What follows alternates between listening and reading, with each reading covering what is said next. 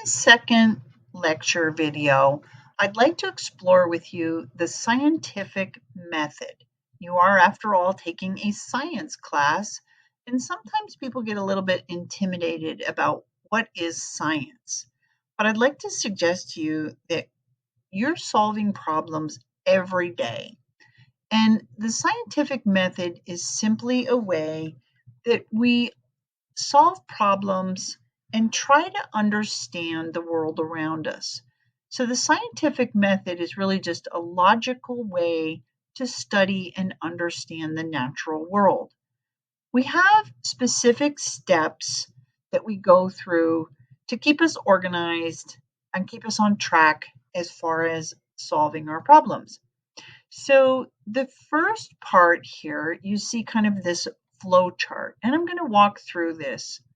It should actually be pretty intuitive to you. Whoops, let me back up on that.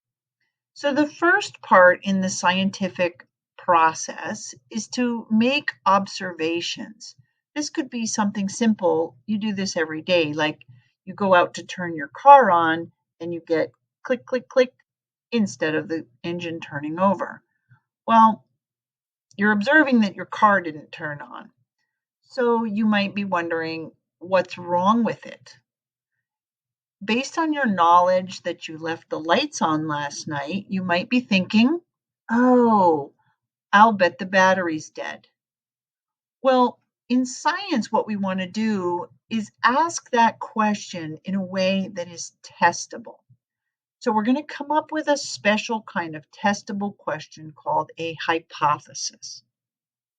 So that might sound something like, if my battery is dead, and that's what's causing the car not to start, then if I replace the battery, the car will start.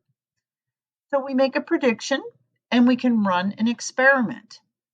Let's get a new battery, put it in the car, see if it'll start. If it does start, well, then our hypothesis was correct, and we say our results support our hypothesis. If we put that new battery in and the car still goes click, click, click, well, maybe it's not the battery. So we do not support our hypothesis. We need to revise our plan and try again. Perhaps it's the starter. We need a new experiment here. And eventually we're going to, as scientists, report the results so others can benefit. Now, it's not really that simple, right? We really kind of have this circular web of ideas, but we still make observations, come up with questions that we can formulate a testable hypothesis. So here we are, hypothesis is a testable prediction. We're going to conduct experiments, and then if we need to, we can refine or expand those hypotheses. So it's really an ongoing process. So when we set up an experiment, this is a very controlled way of asking questions. So here we have, for instance, 3 plants, and we want to understand how these fertilizers, A, B, or C, might affect growth.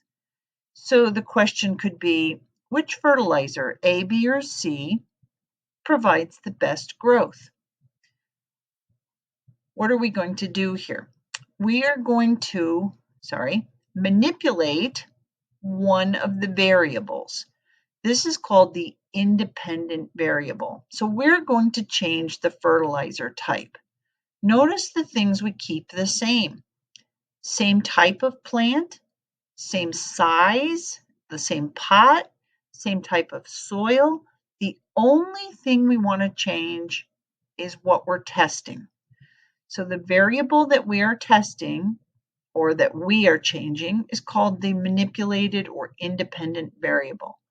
And when we graph our results, this is going to go on the x-axis. So then we're going to measure growth of the plant. This is our dependent or measured variable, and it'll be graphed on the y-axis.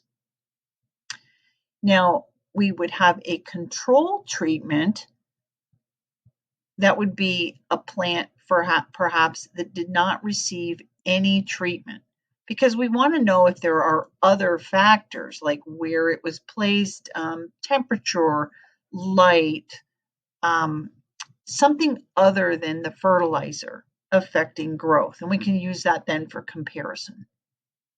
There's your control group, no fertilizer. So our experimental groups would be A, B, and C.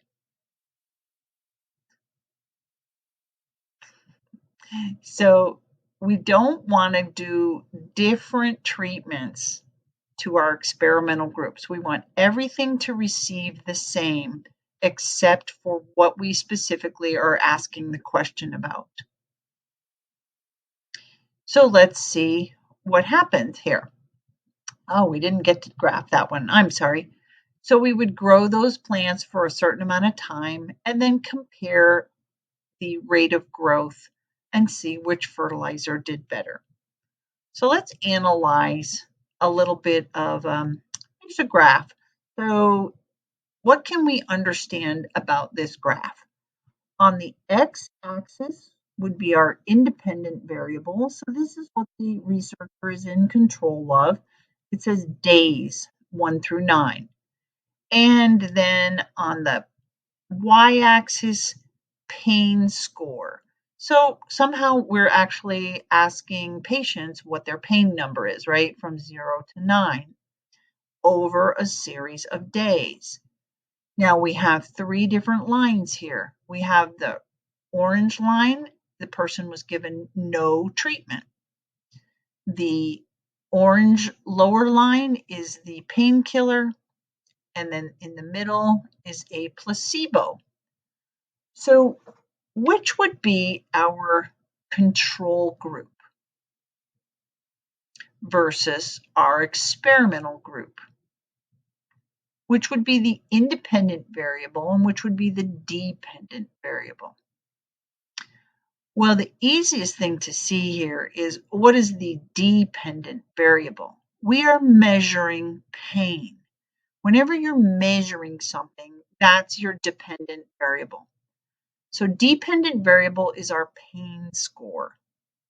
Well, we chose to record that over days. So days of treatment is really our independent variable. We have experimental groups here, one that we gave a painkiller to and one that we gave a placebo. So what is a placebo? That would be you give them a pill that looks exactly like the painkiller, but it actually does not contain any medicine. But the patient wouldn't know that. Still getting a treatment, still getting a pill. The top group here received no treatment. So presumably we're starting with a group of individuals who are all reporting a pain score of approximately 8. We take one group and give them no treatment, and notice their pain score remains at 8. Another group, one of our experimental group, we give the treatment, and you see that their pain score is dropping from 8 to about 1 over the course of that week. But here's a very interesting effect. The group that received the placebo shows a very similar decline in pain. So what does that tell us? That's telling us that it was the act of taking the medicine that was responsible for this decrease more than actual drug. This is what we call a placebo effect. And this is why we include a placebo in any kind of trial of medicine, because we've been able to show over and over again that simply giving some kind of a pill, quote, quote, sugar pill, can result in a very similar response to the actual painkiller. So when we do these experiments and we continue to get the same results over and over again, we actually come up in science with what we call a theory. In common terms or layman's terms, a lot of people think a theory is like kind of a guess or a harebrained idea. Oh, that's just a theory. Or maybe somewhat similar to a hypothesis. So that's just what you think. But in science, a theory actually means that it's very well supported. For example, we've been studying living things for a long time, and especially since we invented the microscope, they started looking at cells. And we determined that almost all living things that we can study are actually made from cells. Animals are made from cells, plants are made from cells, and cells are actually made from cells. So we came up with what we now call the cell theory. So this is a very well supported idea that life comes from cells or is made up of cells. So, in addition to scientific theories, I wanted to introduce you to the idea of inductive versus deductive reasoning, because when we're doing any kind of science, we're thinking about things and we're trying to come to some conclusions. So, we have this way of talking about our reasoning. When we are creating like a general conclusion from maybe a specific observation, this is called inductive reasoning. So let's look at this. Here we have my class's GPA is 3.5. That's pretty good. My class is at Clovis Community College. You might think the GPA of students at Clovis Community College is 3.5. You're generalizing this conclusion from just a specific observation. Let's compare that to deductive reasoning. This is when we kind of come up with a general rule for a specific situation. So let's take a look at this. All living mammals have hearts. My dog is a living mammal. That must mean my dog has a heart. So we're taking a general rule and applying it to a specific situation. So we deduce from the general rule that there is an application to this situation. So critical thinking is very important in science. Why do we need to have critical thinking skills? Well, we're trying to analyze situations to make good decisions. And I think whether you're trying to figure out, is it safe to take a particular medicine, or especially in healthcare, coming up with decisions that can impact life and death. It's very important that we be able to analyze what's being put in front of us. So we want to analyze information to make good decisions. That requires us to ask questions, ask good questions, evaluate the data in a sound way, and make an informed decision. So let's think about some sources of information. And how do we feel about this? So here we have an author that has written a paper, Ivermectin for Prevention and Treatment of COVID-19 Infection, a systematic review, meta-analysis, and trial sequential analysis to inform clinical guidelines. Oh my goodness, it certainly sounds important. Here we have all the authors, and what they conclude is ivermectin decreases COVID-19 deaths. Well, we have another manuscript here called Meta-Analysis of Randomized Trials of Ivermectin to Treat SARS-CoV-2 Infection.